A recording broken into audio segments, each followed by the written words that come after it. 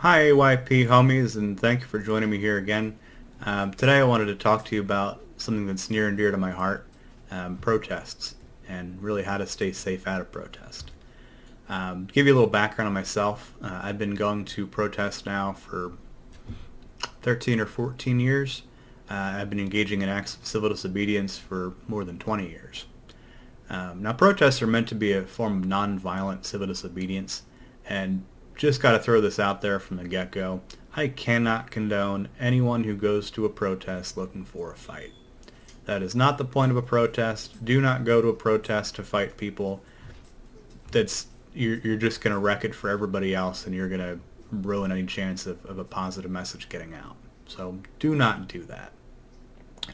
That said, if you are going to a protest, you should be prepared for any eventuality. Just because you're not looking for a fight does not mean you should not be prepared for anything.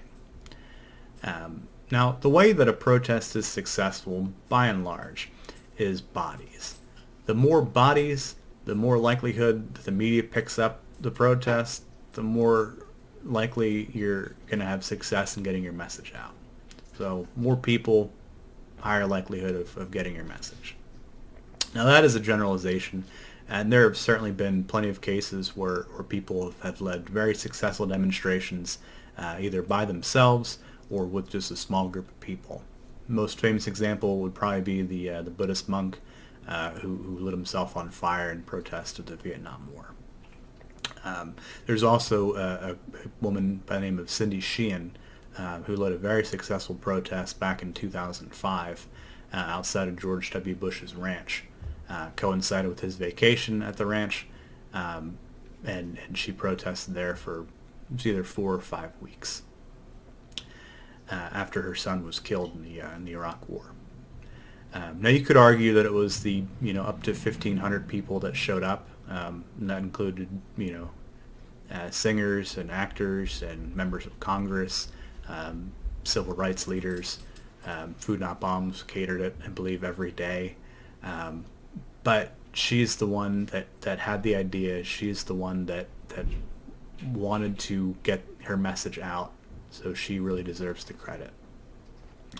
Now, the reason that I bring up numbers is because the more people that show up to a protest, the higher the likelihood is that something could go wrong. It's just the law of large numbers. The more people, the more things could go wrong. So my first tip is, if you're going to a protest, go with friends. Easy enough. I'm sure that you have friends that fall along the same ideological lines as you. Just guilt them into going, and you're going to have a better time. And when you get to the protest, make a plan for where you're going to meet. Make a plan for where you're going to meet at the end of the protest, where you're going to meet if something goes wrong. Better than just a place, pick a landmark. Some place that you can see from a distance. So that way, if something happens, if things go sideways, you're going to be able to look off into the distance and see, that funny sculpture that looks like a fishing net, and head in that direction, because that's where you're going to meet your friends if you get lost. Next thing is, once you get to the protest with your friends, stay together. If it's a march, walk together, hold the same sign, hold hands, whatever you need to do to stay kind of close by. If it's a stationary protest, maybe pick some kind of perimeter and just stay within that perimeter, or just stay hanging out with your friends the whole time. Like I said, it's about how many people are there. It's about the number of bodies. So, you don't need to be engaging in any particular thing. If you want to bring a sign and hold a sign, cool.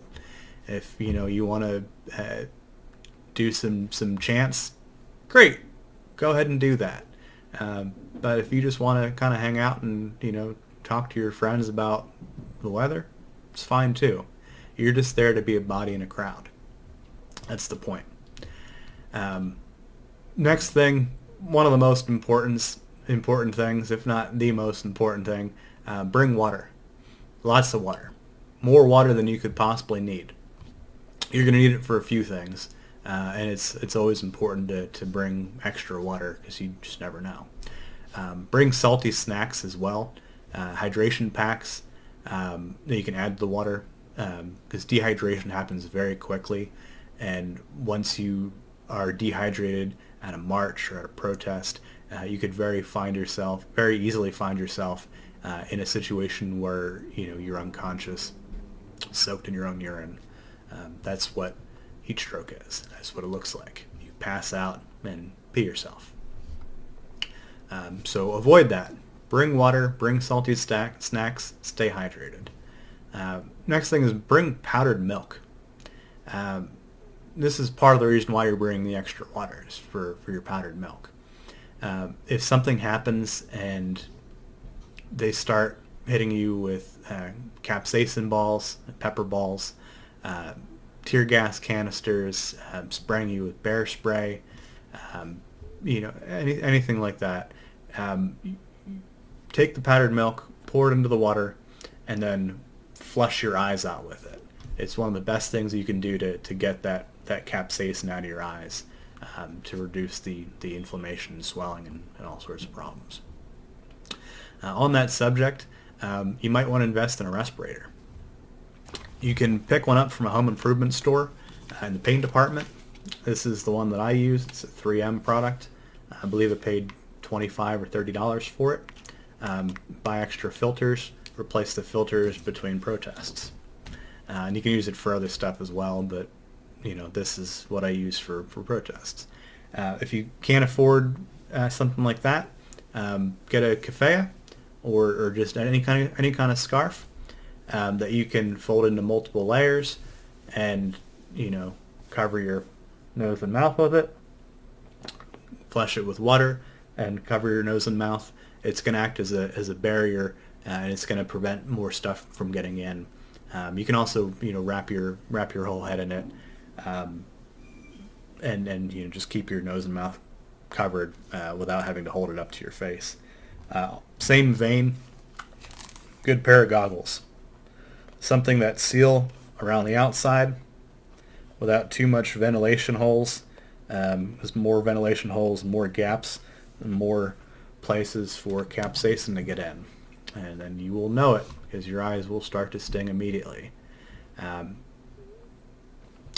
So next thing is bring a backpack.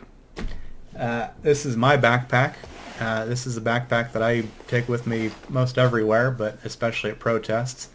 It's nice because I can put all of my gear into it. I have a first aid kit that I know how to use. I have everything that I could possibly need, and there's also handle on the top for my comrades. So if we need to get out of a situation, if we need to get out of a crowd quickly, they can grab onto my backpack, I can grab onto their backpack. And we'll form a line and cut straight through a crowd. That way we won't get separated. Other thing that I bring is sandwich bags. This one's a bit dark. Sandwich bags are very useful if somebody happens to lose a finger or a toe or some type of accidental amputation occurs. You stick the digit or whatever into the plastic bag, you put the bag in the person's pocket, and you get that person to the hospital. The bag is going to keep their finger mostly clean, and it's going to be a lot easier to hold on to in a bag. So it could be the difference between that person permanently losing their finger and doctors being able to reattach it later. So it's kind of the big takeaways there. Otherwise, just make sure you're wearing comfortable, sturdy shoes. I usually wear boots that lace up, that I know aren't going to fall off, and wear clothing that protects you from the elements. I usually wear long sleeves, long pants. Regardless of what the weather is, I'll wear long sleeves and long pants, layers if I need to. And go out there, have fun, and do good. Anyway, that's all that I had for you for right now. Please like, comment, subscribe. If you don't like the video, give me a thumbs down. If you have any type of feedback, please feel free to share it. I'd love to hear it. Anyway, may peace and blessings be on you and those you love. Good night.